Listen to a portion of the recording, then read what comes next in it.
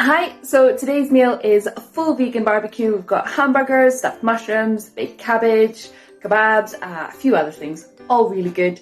The good thing with this one is it can be done on the barbecue or in the oven, so no matter the weather, we all live in Scotland, we know what it's like, you can wow your guests. Key thing with this one is the spices all the way through, but you can get really experimental with your veg. Experiment and have fun!